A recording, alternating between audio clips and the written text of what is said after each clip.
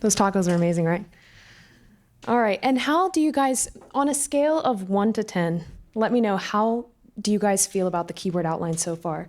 1 being, I'm not very comfortable using it yet, and 10 being, after the breakout session and that first talk, I'm absolutely confident that I know how to use it. Can you guys throw some numbers out? 9? Good. 8? 5? That's awesome. Anything below 5? Everyone's good? We got it? Sweet. You guys are fast learners. I told you that speaking and writing are important skills to build. I'm going to tell you why, using my own story a little bit more. This time we're going to focus a little bit more on the writing side of things.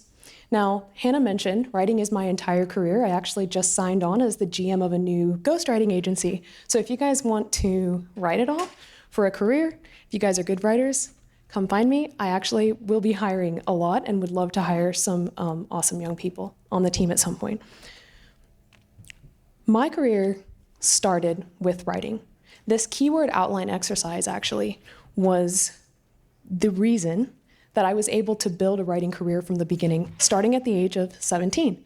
I was actually taught the keyword outline exercise at 15 years old and used it immediately to start writing research papers, any type of essay that I would work on, any type of idea that I wanted to dig into and use for writing. I would immediately use the keyword outline exercise in one way or another when I was summarizing content, trying to understand videos, trying to figure out how to sort through ideas on my own and do it quickly and succinctly and really well. And I started realizing the power it had. So I applied it to, I did a mock trial. I applied the keyword outline to the mock trial that I did. I didn't win that one, but I counted it successful. From my high school experience, I decided that maybe the college route wasn't the right route for me. I wasn't sure what I wanted to do yet, and so I chose to go through an alternative education program called Praxis. Some of you may know. How many of you guys are actually familiar with the program Praxis? Several of you may have heard. Their founders are also libertarian, and so it is a really cool alternative higher education model. I know you guys have been talking about higher education a little bit. That question came up on a panel. If you guys have any questions about those types of things, definitely come ask Hannah, me, anyone on the FEE team, because there are a lot of really cool opportunities. I chose Praxis, and Praxis focused very heavily on writing.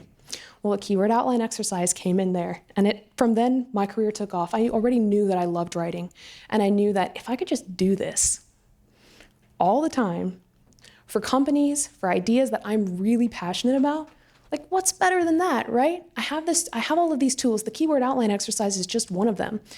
And I was like, if I can make money this way, that would be amazing, right? So from there, I started working in marketing, did a lot of writing, got into copywriting, and from here on out, it's been copywriting nonstop. I work as a freelancer, I own my own business, I own my own time, and it's really, really helpful to be able to have a skill like writing, to be able to take you somewhere like that. Keep in mind, I didn't have a traditional education. I don't have a diploma. I never went to college, but I'm able to work and have a completely free life. I'm able to live nomadically. I'm able to spend my time however I want because of this skill of writing and speaking, because I also had that one on the side. But those two things, working on them, are big reasons that I am where I am today. And I personally believe I'm just getting started, so you guys are welcome to watch on the journey.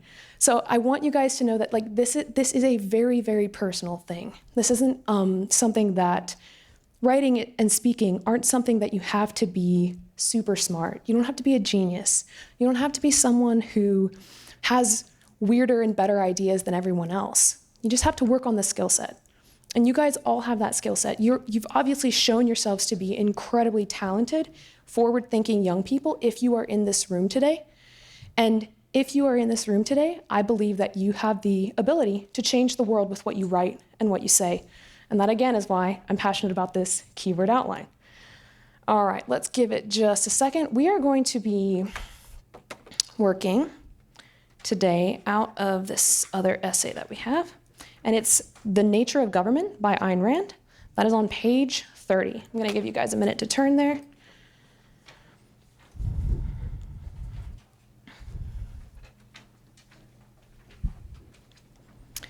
All right, and this is the one that we're going to be working out of. So can anyone remind me of the first step of writing a keyword outline?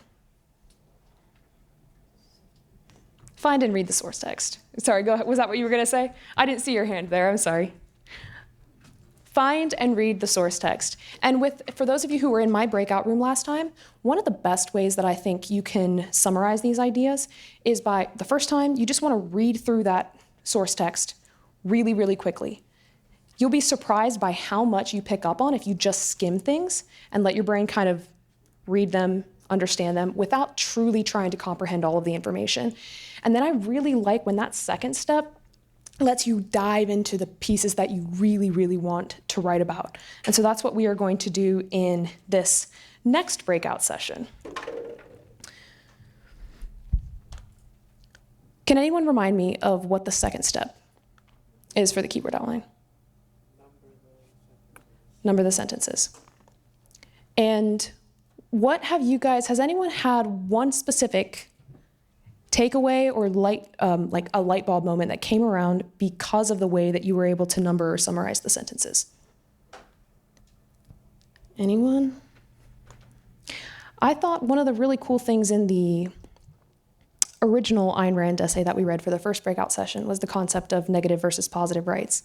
And that was really easy to pick out when you're working on the keyword outline. I think that's really cool that ideas work like that. All right, second step. Number the sentences, and as part of that second step, you want to choose your 3 words.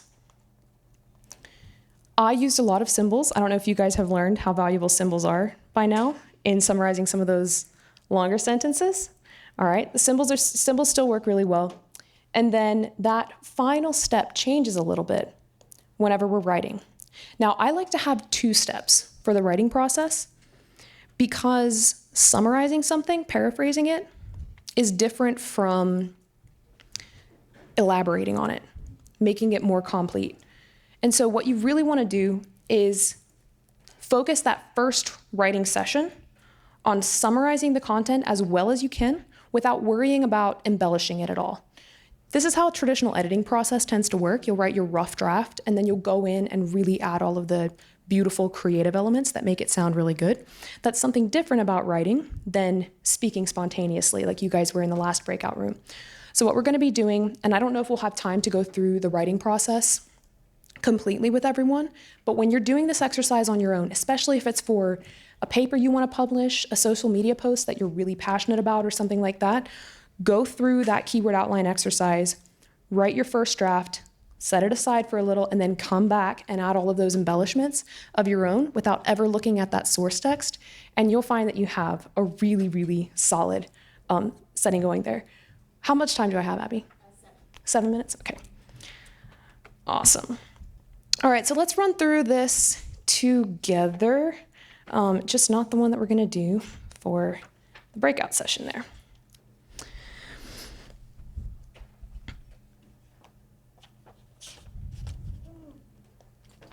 Let's run with the third paragraph here. That's going to be on page 30. Since man's mind is his basic tool of survival, his means of gaining knowledge to guide his actions, the basic condition he requires is the freedom to think and to act according to his rational judgment. What would be the 3 words that you guys pick out there? Survival, knowledge, and rational. Survival, knowledge. I didn't catch the third one. Rational. Good one. Survival, knowledge, rational. All right, and now with survival, knowledge, and rational, does someone want to try to repeat back to me without looking at the source text what went on?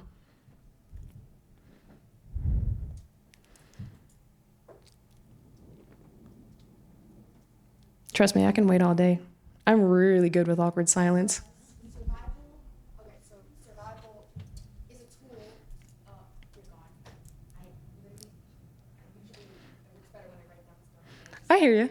That's why writing is a piece of this keyword outline process. Like, writing is literally the way that if I want an idea, like, this is going to be a tangent, but I think I'll go somewhere. When I want to write something, I usually, if I don't like the idea that's in my head, I won't write it down. I'm going to forget what my initial idea is, and it'll change it to a different idea that I like more. That's So I'll right. forget about it. And then I'll remember another new idea that's much better than the original one. And I already forgot the original one. Yeah. It's not effective. That's how it And then works. I'll write it down, and then it cements itself in my brain. So right now, since I've skimmed through here, I don't have the right recollection, unfortunately. That's I all have to good. look at it again. You know what? Give her a hand for giving a big shot at it. That's awesome. That actually goes to show a really important point about the keyword outline exercise, though, because this writing portion and the act of actually writing those 3 words down instead of just circling them or repeating them back to yourself, it actually makes it a lot easier to cement that information in your head. And that's kind of to wrap it all up. If you guys want to have any more practice, I think you guys are really good with working on the keyword outline. But the titles of these 2 talks today were Learn to Speak, Speak to Learn, and Learn to Write, Write to Learn. And that, if you guys have not experienced that in your life yet, you will when you start seriously writing. And speaking by extension as well, but writing specifically is so powerful when it comes to understanding anything that your brain is trying to process, because it slows it down just enough for you to be able to truly think through those things without just rambling on, like sometimes you tend to do when you're speaking. And that really is the key value of the keyword outline. When you're able to use this and apply it to anything you're reading, and then rewrite it in your own words, summarizing the arguments, and then you get better and you're able to formulate your own arguments, maybe counter arguments, maybe debate the ideas in that, and maybe those arguments are a little stronger than the ones in the source text. Maybe you get good enough to really dive into an idea deep enough to come up with something that not many other people have thought about before.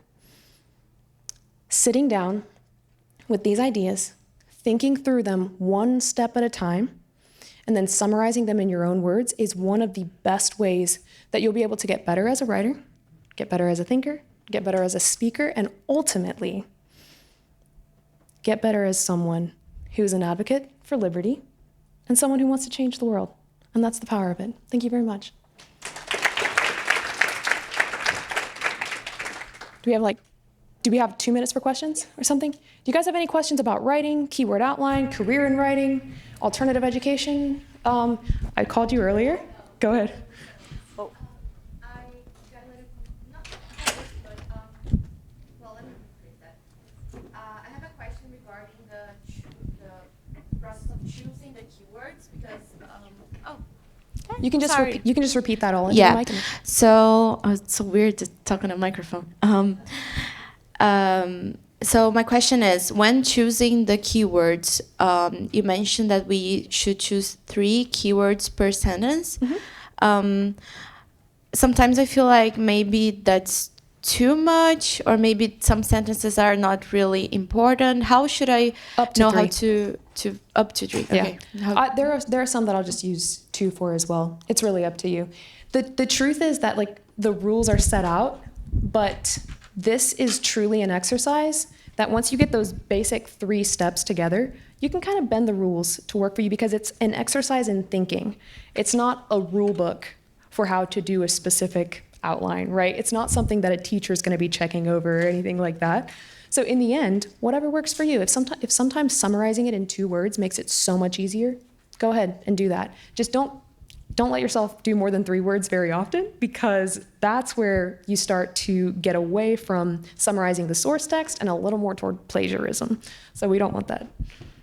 Any other questions? Writing. Go ahead. Would you mind talking about the alternative education, please? In general, like what? I don't know. I have heard that in my country, but like homeschooling kind of education, but I don't know if there's like an Yeah. other. So I went to a small private school that was more of like a one-room schoolhouse kind of concept. I've been homeschooled. I've gone through more of a classical type of homeschooling. I've done a little more of an unschooling style. So I've had experiences in a lot of alternative education, and then obviously went through an alternative education higher education program as well. So I am very pro alternative education, if you don't know. Here, stateside, we've got a lot of amazing options, especially depending on state. And I'm sure the FEE team can connect you to a lot of people who are massive school choice advocates if you want. We also have a lot of teachers, educators, obviously, who are doing amazing jobs innovating the alternative education landscape on their own. So I don't know if that answers your question enough or if you have something more specific, but I'm happy to talk to you about it in person later too. Awesome. All right, this will be our last question. Hello. So during the breakout room, I noticed that there is very much a lot of variety by using symbols, and they are like very important in connecting sentences. And I was like now just scribbling down a couple of symbols, so in order like to better connect my sentences and understand them better. So I did like X's, minuses, pluses, quotations, Math stars. is really good for that, yeah. I just like want to know what kind of symbols you Sure. use and what kind of things you innovated. I use the equal symbol more than anything. The is not equal to symbol a lot. The is not, which is like the circle with the slash through it. I use a lot of like squiggles to represent like ish if I don't know how to put that into words. I use a lot of question marks, quotation marks when they're needed, and exclamation points. I would say those are the biggest ones that I use, but then you might find others. Have you taken a formal course in logic before? If you have, okay, then logic symbols are really good to use in this type of keyword outline as well, especially if you are already familiar with their meaning. So I would use a lot of logic symbols because those replace a lot of common connecting words. Thank you.